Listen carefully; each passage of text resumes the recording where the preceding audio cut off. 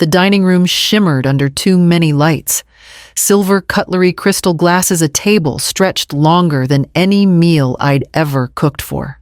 It was supposed to be a simple Mother's Day lunch, Camilla's idea of something elegant. I told her I'd bring the drinks. She smiled like it was a favor she was granting me. The tray was heavy, but I'd carried heavier things in my life. I stepped forward, careful, trying not to scrape the chair behind me. Then the heel of my shoe caught on the rug's edge. One small slip, then the red poured forward like a wound opening. The wine splashed across Camilla's perfect white silk dress. Her gasp was louder than the clink of glass breaking. "Oh my God," she screamed, leaping up as if I'd ruined her world. Conversations froze mid-sentence. Laughter evaporated. Every face at the table turned toward me. I started, but the words were cut short. Ellis was beside her in an instant. His jaw was tight eyes, burning with the kind of embarrassment that turns love into anger. Then came the sound, a sharp, unmistakable crack. My cheek stung. My son's hand still hovered in the air. "Apologize," he hissed. "Right now." For a moment I couldn't breathe. Camilla stood there, clutching a napkin, playing the victim under all that silk and perfume. The guests whispered. One of them lifted a phone screen, glowing. I didn't say a word. I set the tray down, straightened my back, and walked out through the open doorway. The music still played faintly from the speakers behind me, something soft and meaningless. Outside, the air felt too clean, too bright. I touched my cheek. It burned, but it wasn't from the slap alone. It was from the sudden understanding that whatever bond we once had already broken long before the wine ever fell. I unlocked my car, sat in silence, and waited for the shaking to stop. Then I turned the key and drove home. I left the front door unlocked, though no one ever came through it without calling first. A habit, I suppose. Just in case. I put the kettle on, set out a cup, and sat at the kitchen table without touching either. My phone stayed face up beside me. Nothing. No text from Ellis. No apology. Not even a check-in to see if I'd gotten home safe. I stared at the screen until it dimmed. Tapped it awake again. By noon the next day, it was clear I wasn't going to hear from him. Instead, the phone rang from a number I didn't know. "Hello, this is Callahan's florist," a bright voice chirped. "Just confirming delivery for a Mother's Day bouquet, roses and white lilies for Margaret Layton." There was a pause. I blinked. "I'm sorry, what name? Margaret Layton. We have a message signed by Ellis Langford. Card says, 'To the real Queen, love you always.' Just wanted to verify the billing address. Looks like the card is in your name." I nearly dropped the phone. I didn't. My voice stayed even. "Yes, that's correct. Great. It's already out for delivery." I hung up, sat still, then reached for the drawer beneath the microwave. Pulled out the old file folder I hadn't touched in years, the one with Ellis's college paperwork, power of attorney, joint account authorization. I had left him on that card after graduation. Just for emergencies, I told myself. Just in case. I opened my laptop, logged into my bank. There it was, $183.45 for Callahan Florist, posted last night. While I was sitting at home with a red cheek and empty hands, he was buying flowers. For someone else's mother. I highlighted the transaction, started a new spreadsheet, and typed one word into the header track. Then I scrolled down and saw the rest amounts, merchants transfers I didn't recognize. One line caught my eye. Consulting, R Ventures. Repeated twice. Different cities. I opened a second tab and started digging. The numbers blurred a little, but not enough to hide. Even from across the screen, they stared back at me, lines of purchases and transfers I'd never made. A hotel in Vancouver. A 5-course tasting menu in Chicago. A designer boutique I'd only seen in magazines. It would have been easier to dismiss them as Ellis's indulgences, a younger man living above his means. But something about the pattern kept me still. The amounts were always round, even hundreds. 2,000 here, 4,000 there, and the names R Ventures, Blue Atlantic Consulting, Oasis Insight Limited. They didn't sound like places my son would know, let alone spend money on. He wasn't a business traveler. He didn't run a company. And if these were real consultants, what were they consulting on? I clicked through another page of statements. The same names appeared again, same charges, sometimes within days of each other. He still had access to the joint account. I'd never closed it, just left it open like a window I forgot to latch. One charge caught my eye. Oasis Insight Ltd. $5,000, Paris. I hadn't even known they were in France. I pulled out a notepad, wrote down dates and amounts. Then I opened a new folder on my desktop. Named it Camilla, not out of spite, out of instinct. These weren't Ellis's mistakes. They were hers. Her name didn't appear on the charges, but I could see her fingerprints. The luxury, the secrecy, the way she always knew just enough about loopholes and fine print. She was the one who insisted I add Ellis to the account when they got married for emergencies, she'd said, smiling. I had believed her. Now I opened a new tab and began searching each vendor name, looking for patterns, licenses, locations.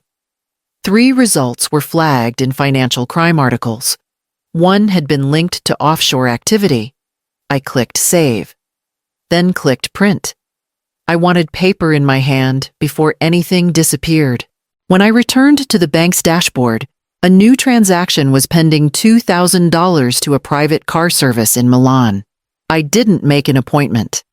I just walked into the branch with my printed statements, a zippered folder, and the kind of silence that turns heads. The young woman at the front desk offered a smile too wide to be real and led me to a corner office behind a glass door. The man who greeted me looked barely 30, crisp suit, clean shave. No idea that people like me once signed over tuition payments instead of buying winter coats. I just want someone to walk me through a few things, I said. I handed him the pages. He scanned them fast at first, then slower. His brow tightened. By the 3rd page, he was leaning in, tracing the lines with his finger. These are strange, he murmured. The structure, the repetition, some of these look like laundering indicators. Not enough to report directly, but enough to flag. He tapped one entry. This vendor was recently investigated. And this one, he paused. It's tied to a shell company registered out of the Caymans. I waited for him to look up. He didn't. He just reached for another sheet. He pulled out a copy of a form I didn't recognize. Authorization for temporary account access. The signature beside Ellis's wasn't mine. It was Camilla's. I didn't sign that, I said almost too quietly. He looked up. I could see it in his eyes, he believed me. But that wasn't comfort. That was confirmation. I'm not a lawyer, Ms. Langford. But I'd recommend speaking to one. And until then, don't confront anyone yet. Don't make changes they can trace. I nodded, thanked him, left with the folder tighter in my arms than before. At home, the hallway was quiet. I passed the fridge and saw the drawing still pinned there. Crayon hearts, my name in block letters. Linny had given it to me that morning, with sticky fingers and a whisper, Happy Mama's Day. Camilla had crumpled it on the way out. I smoothed it flat and pinned it higher away from the trash can, then opened my phone to call Celia. Celia still used her landline, and she still answered it like she was managing a courtroom. Langford residence, she said, even though she'd been divorced for 20 years. She didn't ask how I was. I didn't expect her to. I just said, I need someone who knows what laundering looks like in real life. By the next afternoon, we were sitting in the back of a small cafe that smelled like burnt espresso and secrets. The man across from me looked plain enough to disappear in a crowd gray suit, no tie, soft-spoken. I'm not here to scare you, he said, after glancing through the folder. But you're not wrong. This is structured movement, round amounts, clean vendors. Someone's cycling funds to obscure origin. Camilla, I said. He didn't nod. Didn't need to. He kept flipping. This was smart, he added, pointing to the vendor sheet. You caught it early. But if it's personal, don't confront. Don't accuse. Just observe. He reached into his briefcase and slid over a flash drive. It's preloaded with a camera and recording software. Small enough to hide behind a photo frame or inside a shelf seam. When you're ready, plug it in. It'll record automatically. I didn't ask how he got it. I didn't ask who he worked for. Celia didn't speak the whole time, just sat beside me with her arms crossed, like she'd known deep down this was where things were always heading. We left separately. I drove the long way home. That night my phone buzzed. Ellis had posted a photo Camilla standing in front of a sleek new car keys in hand, her mouth in a practiced half smile. The caption read, "Finally rewarded for all the work behind the scenes."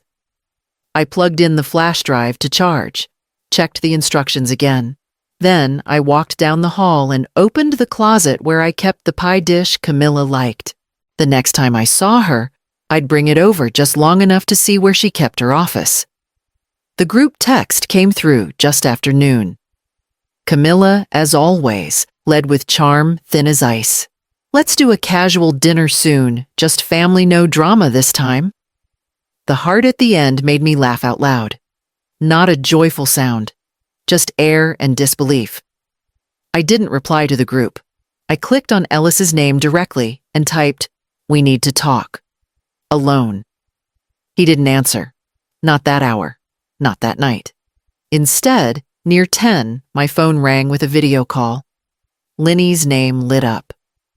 I hesitated just long enough to wonder if it was a mistake, then accepted.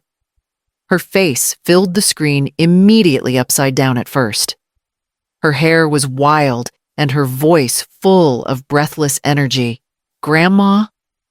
I smiled before I could stop myself. "Hi, sweetheart." She spun the camera around. "Look, Mommy says I can't color at the table anymore." The image was brief, shaky crayon scribbles, half finished on a placemat. A glass of wine next to a laptop and Camilla's voice sharp in the background. "Linny, what did I say about that call?" Linny flinched. The screen jostled. "I didn't mean to," she whispered. I kept my voice soft. "It's okay. You can hang up if you need to." But she didn't. She stayed on even as the camera tilted toward the floor. She showed me her sock, a corner of her blanket, the hallway rug. Nothing in particular, but everything that mattered. Eventually, Camilla's footsteps approached too loud to ignore. "Linny, give me the phone now." The screen went black. I sat there blinking at my reflection in the glass. Then I reached for the pie dish, wiped it clean, wrapped it in foil. I tucked the flash drive into the space beneath the pan just like the agent showed me. Tomorrow, I'd bring it over. Camilla would smile. Pretend, let me in. And I'd know exactly where to look. Camilla opened the door with a smile that stretched too far. "Maris," she said brightly, voice tight at the edges. "You didn't have to bring anything." I lifted the foil-covered pie dish. "It's just peach. Figured we could all use something sweet." She stepped aside. "Well, thank you. We're just cleaning up from lunch, but you're welcome to stay a bit." I nodded and stepped in. Linny peeked out from behind the hallway and gave me a little wave. I didn't wave back, not yet. My hands were full. I asked to wash up in the laundry room. Camilla gestured down the hall, distracted by her phone, and whatever small crisis was unfolding online. The laundry room was quiet, dimly lit. I found the outlet strip behind the shelving unit. Just as the agent had shown me, I slid the flash drive into place, tucked behind a jar of detergent pods and an old ironing spray. It clicked into position. Blinked once. Recording. I washed my hands slowly. Ran water longer than I needed to. Let the normal sound cover the quiet act. When I stepped out, Camilla had returned to the kitchen. She didn't ask what took me so long. I didn't offer. Linny found me by the coat rack. She slipped her fingers into mine and leaned against my side. "Grandma," she whispered, "will you come back soon?" I leaned down and kissed her forehead. "I will," I said. And I meant it. I stayed long enough to hear about Camilla's new business pitch, long enough to drink half a glass of warm wine and nod through her monologue about influencer partnerships and boutique branding. Then I left. That night back home, I opened my laptop. The footage was already uploading to the secure folder. I didn't watch it right away. I made tea, fed the cat, let the quiet stretch out. Then I sat down and pressed play. There she was, Camilla counting cash in methodical stacks, slipping them into unmarked envelopes, glancing toward the hallway like she knew someone could walk in. The call came just after sunrise. The investigator's voice was calm, the kind of calm that told me he'd seen this pattern before. "It's enough," he said. "We've got what we need. Close the joint account. Freeze everything she can reach." I didn't ask how much everything meant. I already knew. I sat at the kitchen table, laptop, open account page glowing. One click to freeze. One more to transfer. My hands didn't shake this time. Each confirmation felt like removing a brick from a collapsing wall. I opened a new trust in my niece's name, Lydia. She was good with numbers, careful with details, and had never asked for a thing in her life. It was safer that way. The funds went straight through, redirected before anyone could intercept. When the final transfer confirmed, I logged out. Not even an hour later, my phone lit up with an alert: charge attempt declined, merchant flagged. Then another.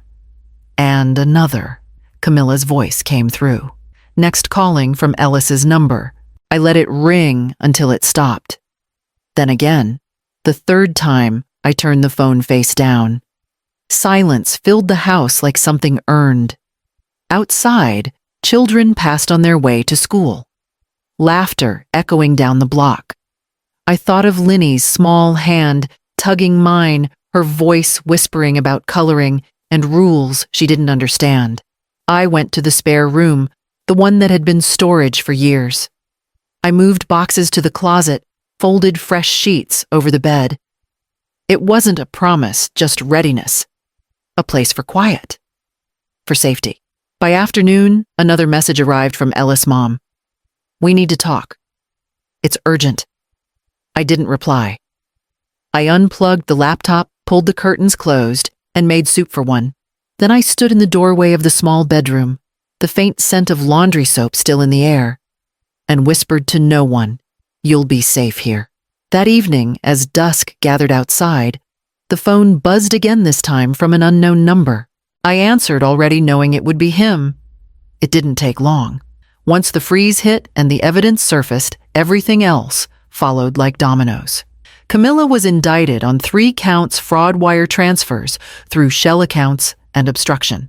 Ellis was brought in for questioning. He wasn't charged, not yet, but the investigation was still open. Their house was seized, cars impounded, accounts drained. I followed the news in silence, reading court updates the same way other people read weather forecasts, quietly, with inevitability. I hadn't heard from Ellis in 4 days. Then he appeared on my porch at sundown, holding Linny's hand. He didn't knock. He didn't speak right away. He just stood there, as if waiting for the door to open itself. I opened it. "You ruined us," he said, voice low. "No," I replied. "You chose someone who did." He flinched, but not from the words, from the truth inside them. Linny looked up at me, her face unreadable. Her backpack was too big for her shoulders. Her hair was unbrushed. Ellis shifted. "I just needed to drop her off for a few nights. We're figuring things out." I nodded. He didn't meet my eyes. When he turned to leave, Linny didn't follow. She stood frozen on the top step, clutching the frayed strap of her bag. "Linny," he said, not turning back. "Go inside." but she didn't move until I stepped forward. I opened the door wider. "You can come in, sweetheart." She looked at me, then back at her father, then back at me again. Finally, she stepped through the doorway. Quiet, barefoot, her small shadow trailing behind. I led her to the spare room. She climbed onto the bed without a word, curling into the blanket, like it already knew her. I sat nearby, folding her things, not speaking, unless she did first. She didn't. That night, after she'd fallen asleep, I checked the locks one more time. Not out of fear, out of habit. Then I picked up the drawing she'd left on the hallway floor. A stick figure family. One tall woman, one small girl. No one else. The mornings are quieter now. Not empty, just softer. I make oatmeal for two. Nothing fancy, just oats and cinnamon the way Linny likes it. She sits on the kitchen counter, swinging her feet, humming a tune I don't recognize. I don't ask what it is. Some things don't need explaining. She talks more now. Little things. What the girl in class said yesterday. How she wants to plant strawberries in the spring. Whether or not cats can be allergic to people. I listen without correcting her. There's time for facts later. The shared accounts are closed. The paper trail is sealed.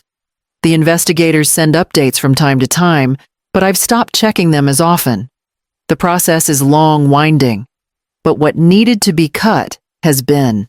Some afternoons we read on the couch with the windows open. She likes stories with maps and talking animals. I read slower now, letting the words stretch into the corners of the room like sunlight. There's still one thing I haven't thrown away. It sits pressed between the pages of an old hardcover cookbook, one I haven't used in years.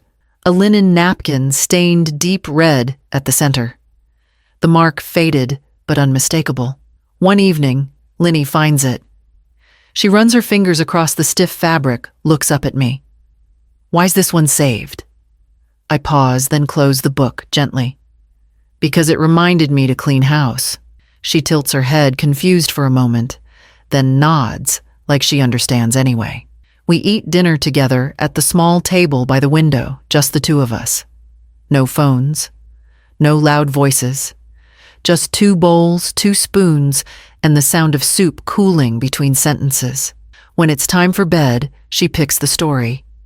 I read it twice. She falls asleep during the second round. Later, I fold the blanket at the foot of her bed and stand there a while, not watching her, just breathing in the quiet. And for the first time in years, the house doesn't feel like it's waiting for something else to happen.